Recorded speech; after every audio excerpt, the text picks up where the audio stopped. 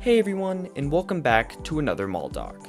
In today's episode, we're taking an unforgettable Black Friday trip north, through the cold and snow, to visit what might just be the most famous, unique, and empty dead mall in the United States, the Galleria at Pittsburgh Mills.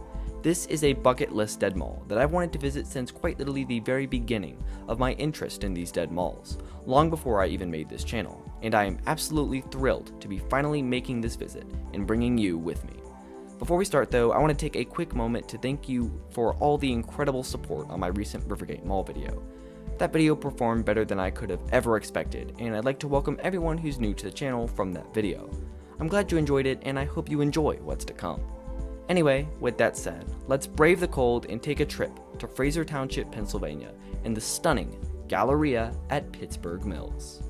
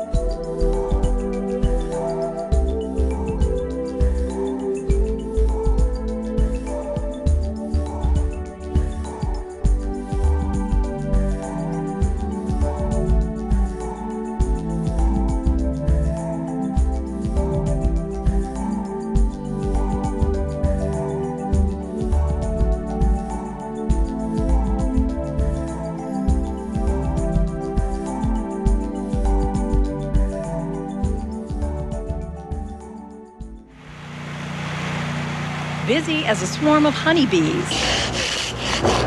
Storybook amphitheater here. Construction crews are playing beat the clock to meet the grand opening deadline for the Pittsburgh Mills Mall. We're opening July 14th, 9:30 in the morning, and it'll all be finished. The $280 million project on a 200-acre site even has its own interchange and is expected to draw 19 million visitors a year. The Virginia-based Mills Corporation, which has developed 39 mall sites around the country, says the Fraser Township area was under-retailed. It makes me nervous when we keep opening all of these malls. And when you open a new mall area, especially as large and as exciting as this one, what's going to end up happening is other older established stores and malls are going to end up having trouble financially. The municipal offices for Fraser Township are now also located in that mall. Developers anticipate that people will be willing to travel from 40 to 50 miles away. And for you mall walkers, the loop inside the mall is just about a mile. With a live report, Mary Rob Jackson, KDKA TV News.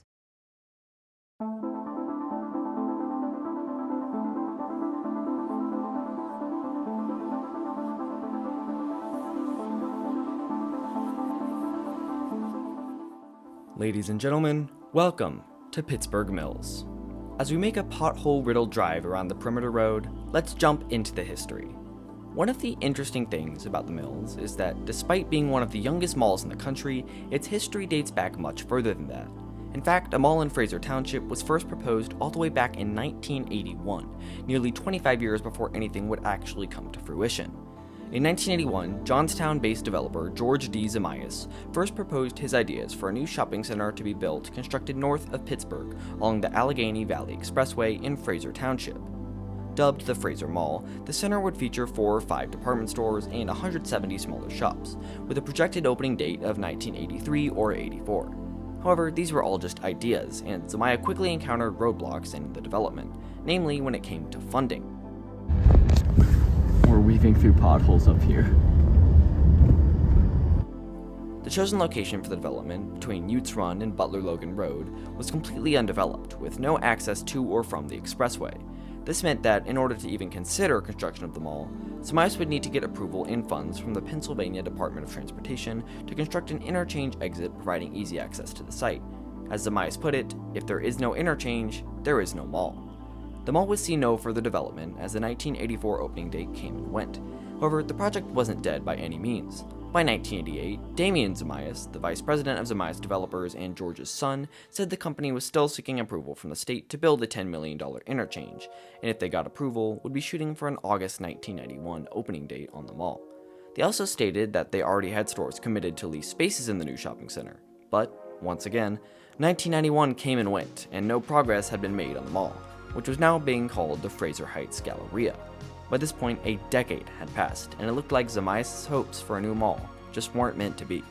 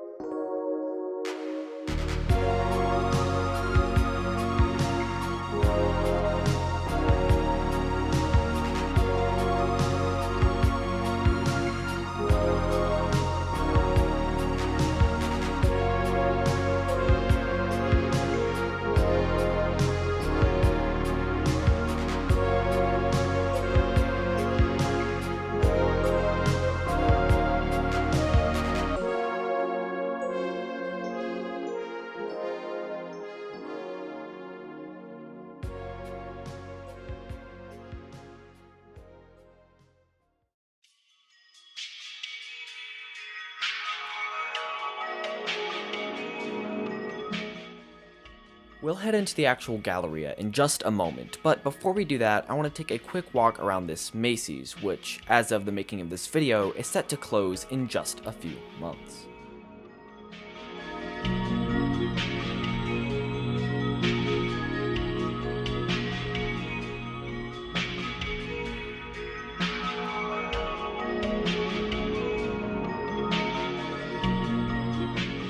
Pittsburgh Mills is losing another major store. Macy's just confirmed to Pittsburgh's Action News 4 that it is closing down that location.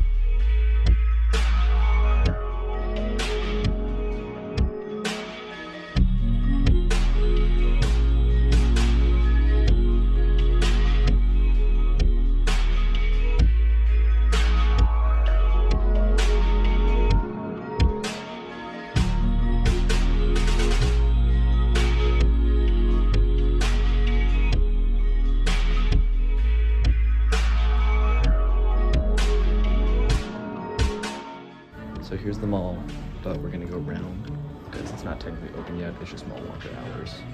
So we'll be right back.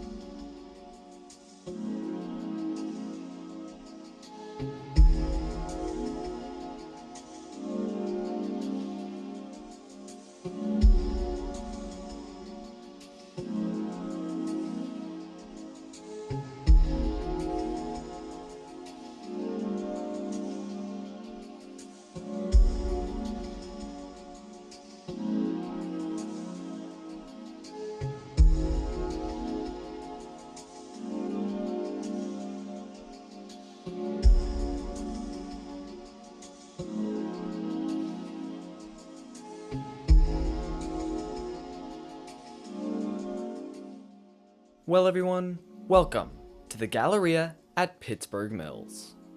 By the late 90s, residents of Fraser and the surrounding areas had been hearing news of a new mall for over 15 years, and many thought it would never come to fruition. However, Z.A.K was still committed to the project, getting chains such as Kaufmann's, JCPenney, and Sears to tentatively plan stores in the future mall. In 1998, Z.A.K met with Allegheny County Commissioners to announce their updated plans for the property, which by this point had evolved into a $300 million mall and accompanying business center, with a highway interchange that would now cost $35 million. However, despite things looking up, the new millennium arrived with news that did not bode well for the Fraser Galleria, as in May 2001, Z.A.K Services Incorporated filed for Chapter 11 bankruptcy protection. It had now been 20 years since the mall project had been announced, and still no progress had been made whatsoever. Locals had long accepted that nothing would ever come of the plans and promises, and with Z.A.K's filing for bankruptcy, it seemed like this might finally be the end of the project. This was AT&T.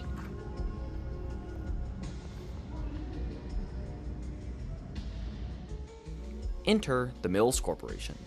Based in Arlington, Virginia, the Mills Corp was known for creating some of the most unique and thriving malls in the country, and they were interested in the prospect of Z.A.K's mall. In June 2002, news broke that Z.A.K was close to a deal with Mills that would bring them on as the mall's primary developer, with Z.A.K remaining as a co-developer. The two also brought in Can-Am, a European investment group, to become a partner in the project as well. In December, the Fraser Mills Tax Increment Financing District was created in cooperation with Fraser Township and Deer Lake School District. This TIF, for short, would allow public funds to be used for the development of the mall. At long last, in 2003, after 22 years of waiting, site preparations began on what was being hailed as the region's greatest mall, now known as Pittsburgh Mills.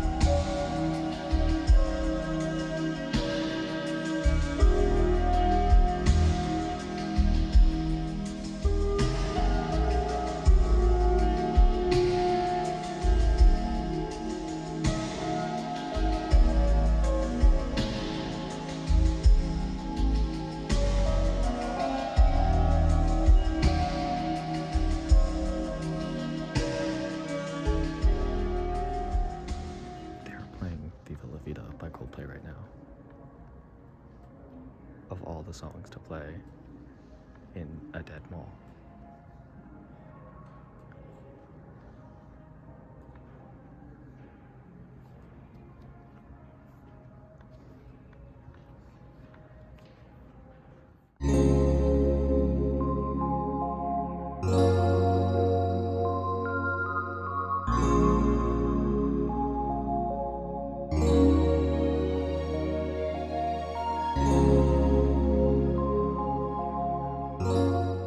At least to me, Pittsburgh Mills has always had an air of Fruitiger Aero around it. Maybe it's because it opened in the mid-2000s. I don't know. That's probably it. But I don't know. It just got this vibe that just screams Fruitiger Aero. So, you know, I had to throw in some Fruitiger Aero tracks in the music here.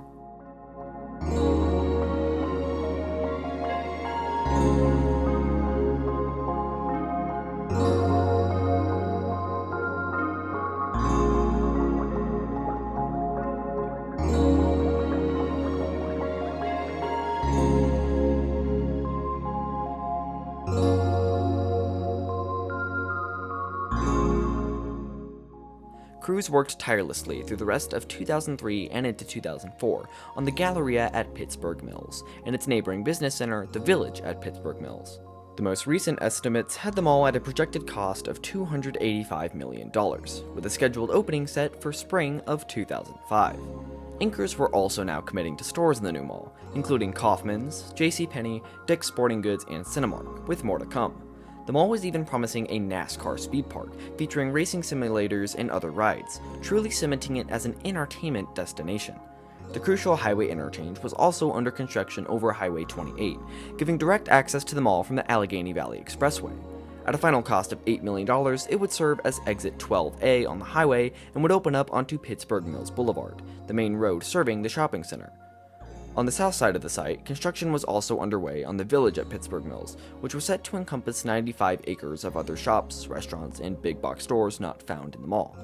All in all, Pittsburgh Mills was shaping up to be more than just another shopping center, but a retail and entertainment destination, and as the calendar turned once again to 2005, locals eagerly awaited the mall's opening.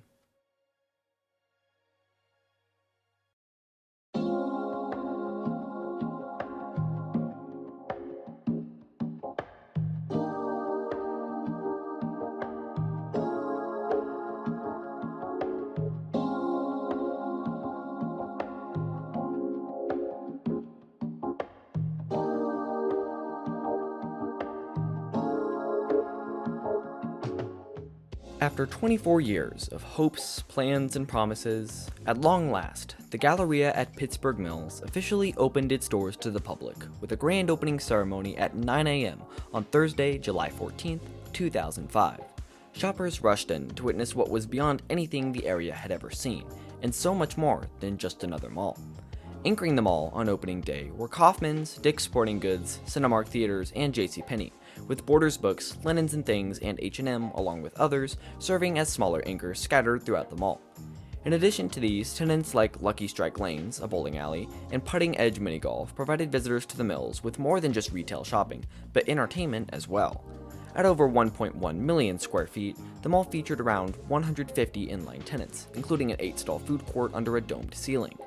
Uniquely, Pittsburgh Mills was the Mills Corporation's only mall to feature full-line department stores as anchors, as all of their other properties were more outlet-style shopping centers. Despite this, though, the mall still featured the Mills' colorful aesthetic, with a mix of wooded and carpeted floors, open ceilings, and colorful designs throughout, all with a spin celebrating the city of Pittsburgh. In typical Mills fashion, the mall was split into 5 distinct neighborhoods, with each dedicated to an aspect of Pittsburgh culture, and making for an easy way to navigate the mall. In its first few weeks, the mall was incredibly successful, drawing in visitors from all over the region. A few months after opening, on November 4th, 2005, a brand new Sears Grand store would open at Pittsburgh Mills, filling out its final anchor space. As 2005 turned to 2006, the Mills enjoyed steady foot traffic and high occupancy, and it looked like the mall would be successful for years to come. However, even then, just a few months after opening, trouble was already brewing within the mall's upper management, and Pittsburgh Mills was about to enter an imminent, unstoppable decline.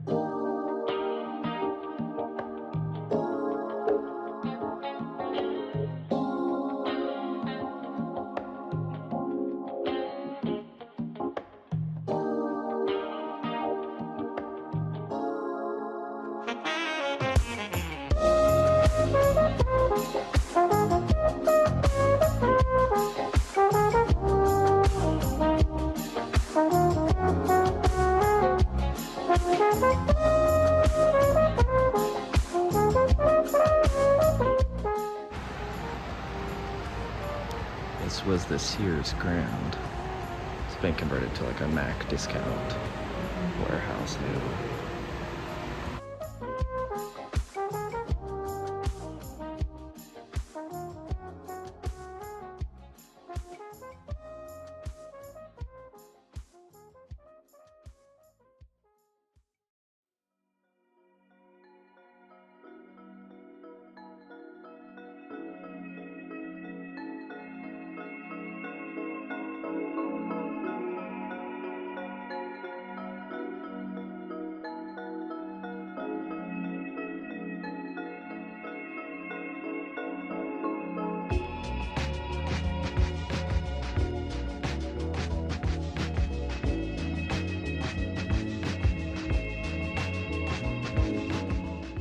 In February 2006, news broke that the highly anticipated NASCAR speed park, set to be located in the northeast Sport Street neighborhood of the mall, would not be constructed after all. While this was a blow to the mall, the developers of the speed park stated that they had informed mall management of the decision months earlier, prior even to the mall's opening, and questioned why management had continued to advertise the park. Nevertheless, Pittsburgh Mills was still successful, with thousands of shoppers visiting the mall daily and a near full lineup of stores.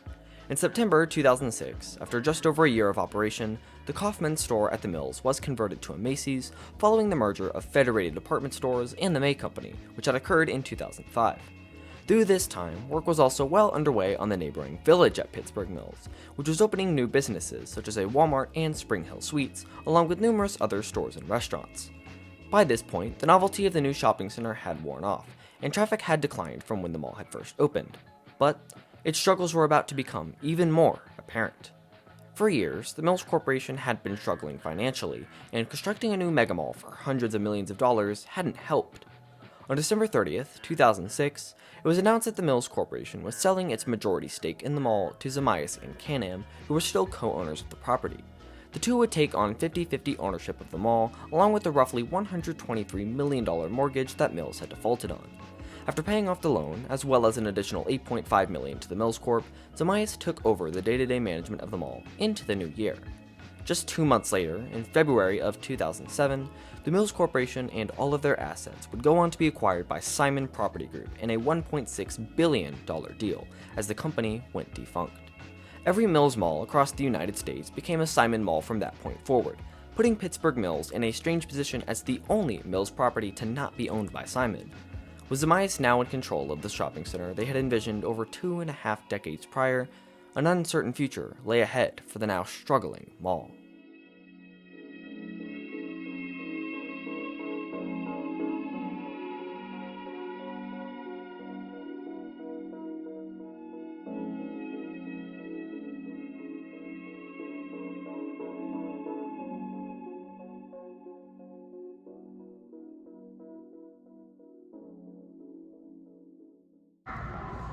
This was where they were going to build the NASCAR speed track back when it opened, but it's just an empty lot behind those walls.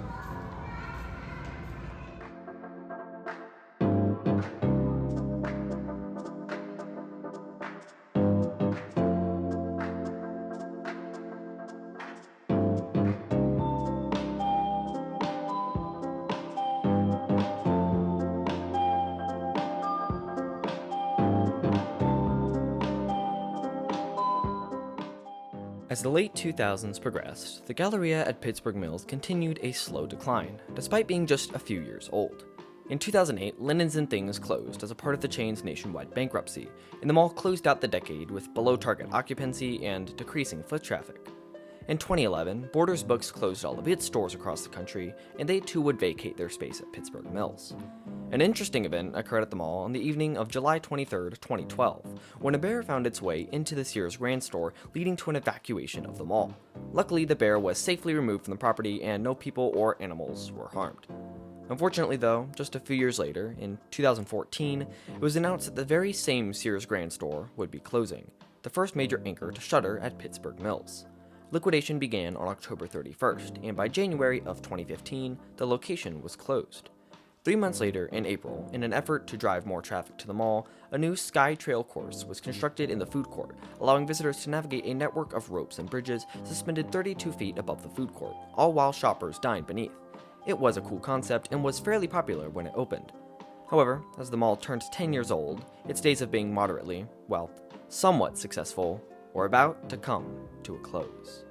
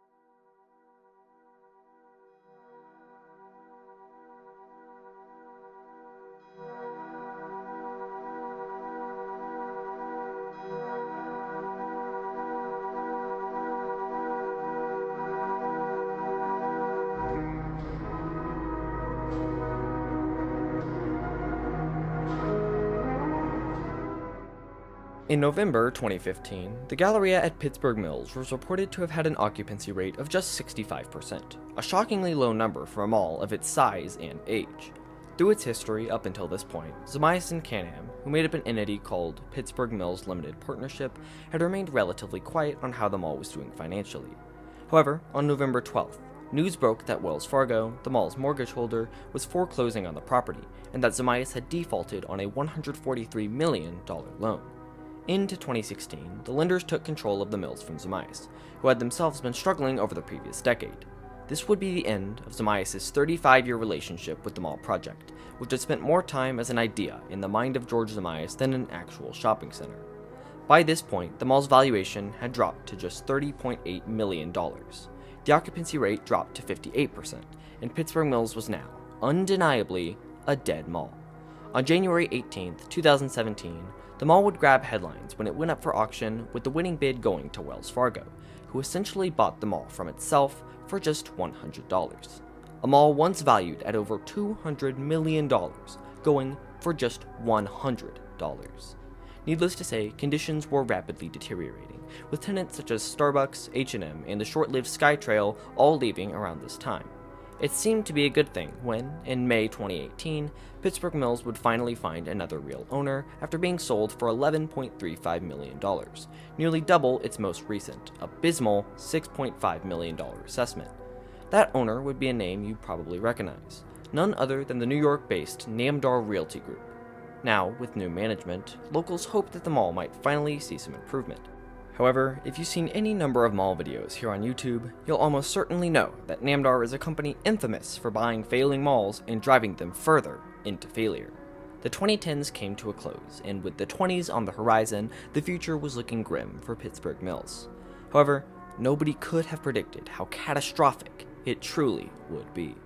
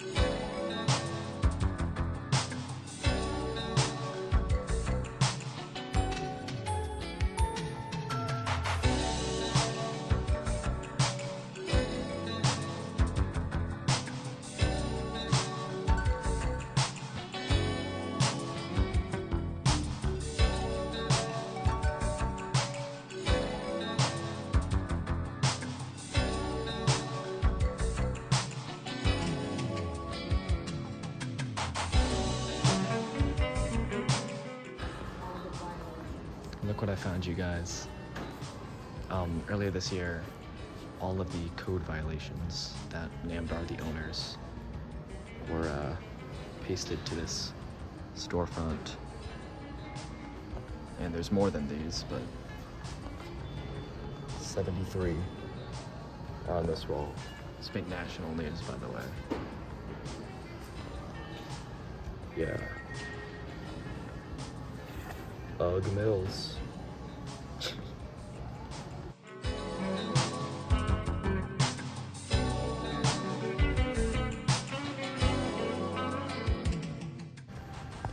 For the record, it's November 29th, 2025, and the sign still says Ugg Mills.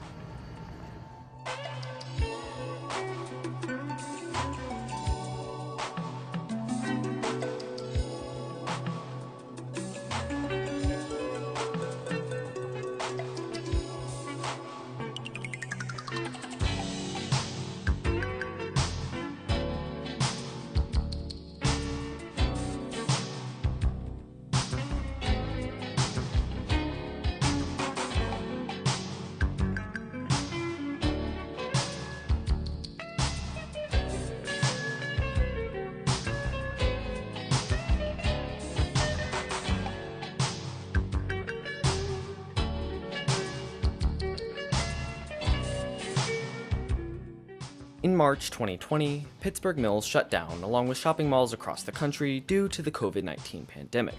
While the mall was closed, many tenants would choose not to reopen post-pandemic, including the Cinemark theaters, which announced in May that it would not return when the mall reopened. The Mills would eventually reopen to an unnecessarily limited capacity on June 5th, 2020, but that very same week, JCPenney released a list of 154 closing locations across America related to the chain's bankruptcy. That list included the store at Pittsburgh Mills, which closed for good in October. Some all too rare good news for the mall arrived in early 2021, as GQT Movies took over in the old Cinemark space.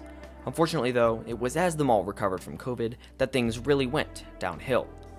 Outside the mall, the poorly maintained roadways and parking lots were filled with cracks and potholes, with faded paint along the building giving the mall a sad and worn appearance. Under Namdar's ownership, security was almost non-existent, and no maintenance or repairs were visible. In 2023, the Mills was on the verge of a sheriff's sale due to Namdar's neglected tax payments. However, they paid up at the last minute, canceling the sale.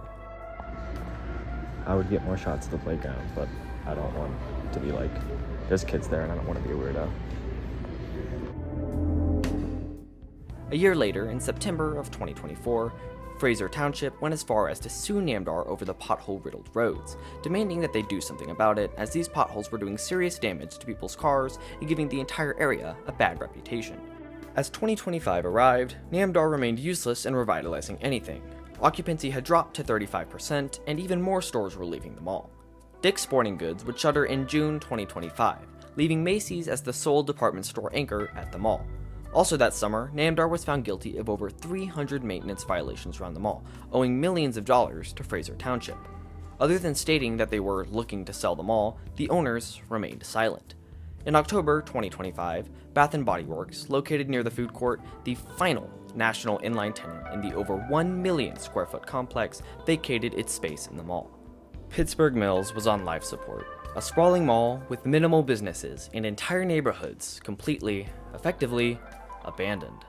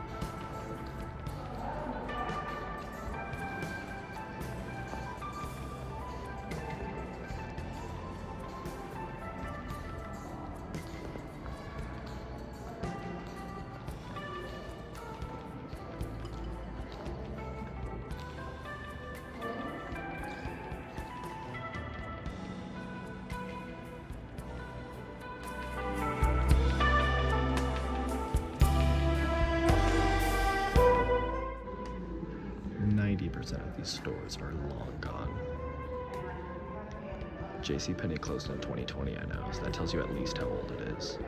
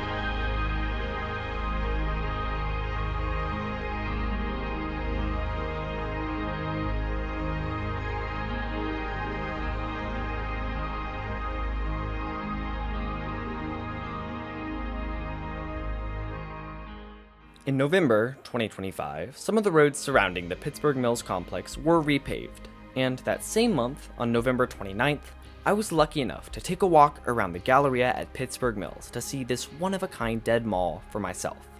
In January 2026, Macy's, the true final national retailer left, announced the closure of its store at the Mills and the sale of its building to Namdar, which leads us up to today. Ladies and gentlemen, the Galleria at Pittsburgh Mills.